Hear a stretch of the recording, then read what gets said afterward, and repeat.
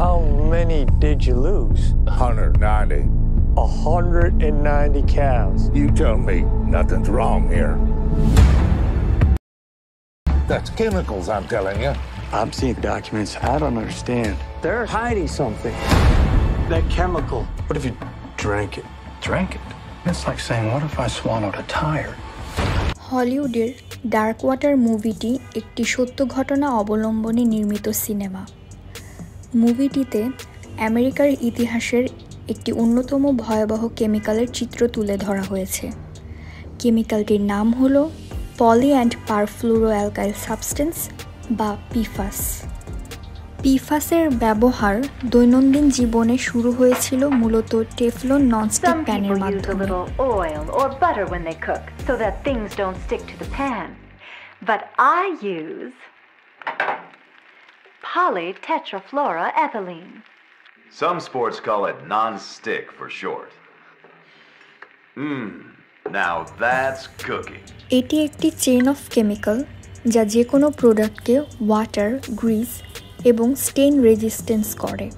এই প্রপার্টিসের কারণেই টেক্সটাইল বা পোশাক শিল্পে পিফাস ব্যাপক হারে ব্যবহার করা হচ্ছে।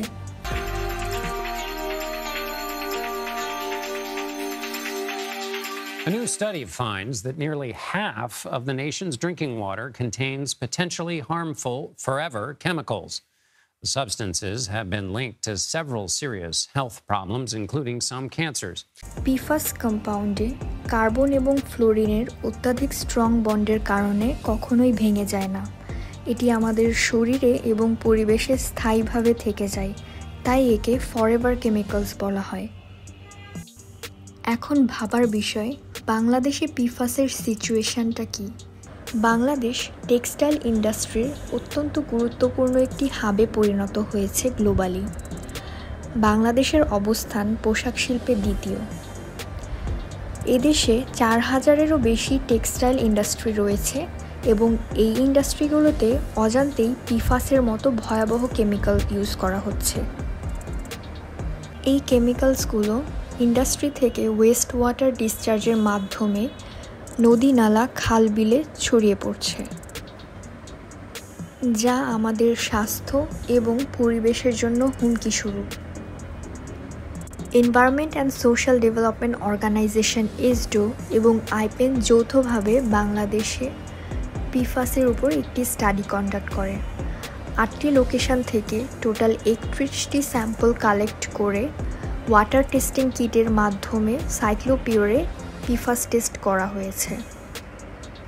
প্রথমত সাইক্লোপিওর ওয়াটার টেস্টিং কিটে পানি স্যাম্পল কালেক্ট করে রাখা হয়। 20 মিনিট পর সব পিফাস পানি থেকে সেপারেট হয়ে ফিল্টার পেপারে অ্যাবজর্বড হয়ে যায়। সেই ফিল্টার পেপার পাঠানো হয় সাইক্লোপিওর শিকাগো অ্যানালাইটিক্যাল ল্যাবে। সেখানে HPLC MS ল্যাব ইনস্ট্রুমেন্ট দিয়ে পিফাসের কনসেন্ট্রেশন এবং কত ধরনের পিফাস আছে সেটা ডিটেক্ট করা হয়। আমরা জানি যে বাংলাদেশে লিডিং কান্ট্রি, যেখানে গার্মেন্টস এবং টেক্সটাইল ইন্ডাস্ট্রি রয়েছে প্রচুর, প্রায় 4000 টেক্সটাইল ইন্ডাস্ট্রি রয়েছে এবং অনেকেই এখনও জেনে হোক না জেনে হোক পিফাসের মতো ক্ষতিকর কেমিক্যালস ব্যবহার করছেন। তা আমরা তাদের কাছে রিকোয়েস্ট করছি যে এই ক্ষতিকর কেমিক্যাল ব্যবহার না করে অল্টারনেটিভ রয়েছে, পিফাসের অল্টারনেটিভ কেমিক্যালস আছে, যে কারণে আপনারা এই কেমিক্যাল ব্যবহার করছেন তার অল্টারনেটিভ এখন অ্যাভেলেবল, আপনারাও জানেন, আমরাও জানি। তো এই অল্টারনেটিভটা আপনারা ব্যবহার করেন এবং আমাদের দেশকে দূষণমুক্ত রাখেন। পিফাস এই বিষয়টি সম্পর্কে বাংলাদেশে একেবারে নতুনভাবে আলোচনায় আসবে এবং এসডো এই বিষয়ে প্রথম আলোচনায় নিয়ে আসবে, বাংলাদেশকে পরিচিত করাবে। সত্যিকারভাবে সাধারণ মানুষ তো নয়, বিশেষ করে যারা এই বিষয়গুলো নিয়ে কেমিক্যালস বিষয়গুলো নিয়েও কাজ করছে তারাও হয়তো অনেকেরই এই বিষয়ে অজানা আছে। যখন আমরা কাজ করতে শুরু করেছি তখন তো আমাদের কাছেই একেবারে নতুন বিষয় ছিল। পরে যখন জানলাম যে পিফাস এইভাবে স্প্রেড করে গেছে আমাদের পানি, বায়ু, মাটি, এই পলিউশনের সাথে, সত্যিকারভাবে আমরাও কিন্তু একটু বিস্মিত হয়েছি। যাই হোক, আমি এখন আসি সচেতনতার বিষয়ে যেহেতু আমরা কথাগুলো বলি সবসময়ের জন্য, আমরা গবেষণা করি, আমরা গবেষণার ফাইন্ডিংস অনুযায়ী এই রিপোর্টগুলো তুলে ধরি, স্টাডিগুলো তুলে ধরি। শুধুমাত্র স্টাডিগুলো তুলে ধরার উদ্দেশ্য জনগণকে জানানো নয়, এটা যারা এই বিষয়গুলো নিয়ে কাজ করছে, মেইন স্টেক হোল্ডার যারা প্রোডাক্ট তৈরি করছে, যাদের মাধ্যমে এই পলিউশনগুলোর সম্মুখীন আমরা হচ্ছি, তাদেরকেও সচেতন করার জন্যই আসলে এই স্টাডিগুলো আমরা করে থাকি, গবেষণাগুলো করে থাকি, এরপরে ফাইন্ডিংস তুলে ধরি।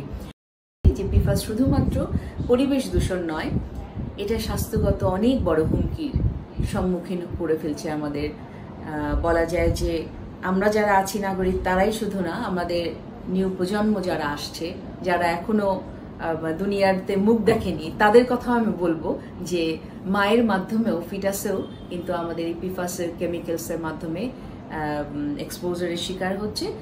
আর এই বিষয়ে আমি সচেতন করার জন্য একেবারেই প্রথমভাবে বলতে চাই যে আসুন আমরা সবাই এই পলিউশনগুলোর বিষয়ে জানি, এবং যারা ইন্ডাস্ট্রিতে এই পলিউশন বা কেমিক্যালসগুলো নিয়ে আসছি তারাও যাতে সচেতন হই, কারণ এটার অনেক অল্টারনেটিভস এখন আছে, যাতে আমরা দূষণ না করি। আমাদের শুধুমাত্র পরিবেশ না, আমাদের স্বাস্থ্যগত যে হুমকির সম্মুখীন আমরা হচ্ছি তাকে যাতে আমরা রোধ করতে পারি, এবং সবাই সচেতন হয়ে এই দূষণকে মোকাবিলা করে আমরা দূষণ মুক্ত একটি বাংলাদেশ গড়ে তুলতে পারি। ধন্যবাদ।